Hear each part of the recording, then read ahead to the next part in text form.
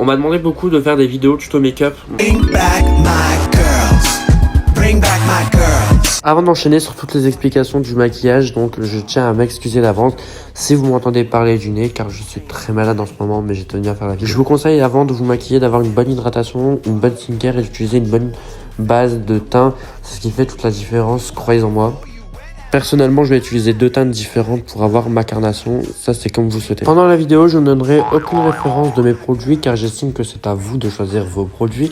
Et je le rappelle, ce n'est pas car un produit coûte cher qu'il sera meilleur. Et à l'inverse, ce n'est pas car il coûte pas cher qu'il sera dégueulasse. J'ai une préférence pour l'utilisation de l'éponge car ça floute mieux, ça estompe mieux, mais c'est vraiment au choix. Utilisez ce que vous souhaitez.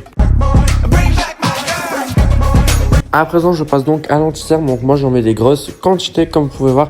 J'aime bien jouer vraiment sur le contraste sur mon visage, donc un anti-cerne plus clair que mes 2 carnations précédentes. Et que serais-je de Novan si son anti-cerne ne déborde pas?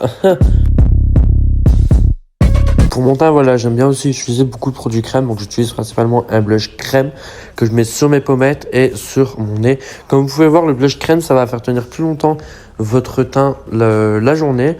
Et pareil pour le bronzer, sauf que je n'en utilise pas pour le coup. Je continue par poudrer mon teint, donc j'utilise une poudre de chez Normal. Et vraiment, tout le monde la déteste, sauf que moi je l'aime. Perso, une poudre, c'est une poudre, hein. Elle floute très très bien les pores et puis ça fait le taf que je demande. J'aime bien avoir un teint mat, donc en général, je poudre tout mon teint très 2018 era. Je vais continuer avec mon bronzer, donc là c'est vraiment la partie la plus basique du teint, donc bronzer, blush, etc. À présent, je passe aux yeux, donc pour les yeux, j'utilise un pinceau plat en forme de boule qui vient de chez AliExpress et un fard irisé avec des sous-tons dorés et rosés. Je trouve que le fard irisé, c'est vraiment un must-have. Humidifiez votre pinceau. Comme je disais, n'hésitez pas à humidifier votre pinceau, votre fard, ça va faire en sorte que votre fard soit au meilleur de sa performance et faire ressortir toutes les paillettes. Et puis voilà, ça rend hommage finalement au maquillage. Je vais venir aussi prélever du coup cette teinte blanche là, juste pour la mettre ici et venir éclaircir. Pour vraiment venir éclaircir le coin interne de l'œil. Voilà ce que les yeux rendent à la lumière naturelle, donc ça rend plutôt bien, je trouve que c'est vraiment smoothie. De mes yeux, je viens mettre un crayon blanc.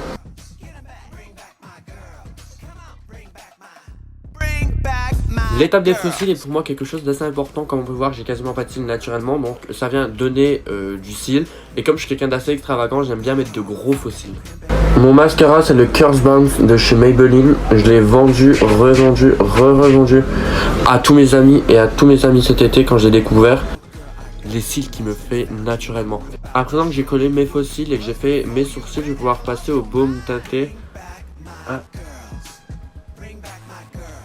Ça va éloigner les lèvres et leur apporter une petite couleur qui je trouve assez sympa. Et puis c'est assez modulable en fonction de ce que tu cherches. Voilà. Donc moi, j'estompe. Voilà ce que ça rend. Donc on a quelque chose d'assez frais, d'assez lumineux et d'assez, j'ai envie de dire, naturel. Donc les fossiles, c'est ce qui fait tout. Et puis je suis plutôt content. Je vous fais de gros bisous et je vous dis à bientôt pour un nouveau tuto maquillage. Oui, baguette. Bisous.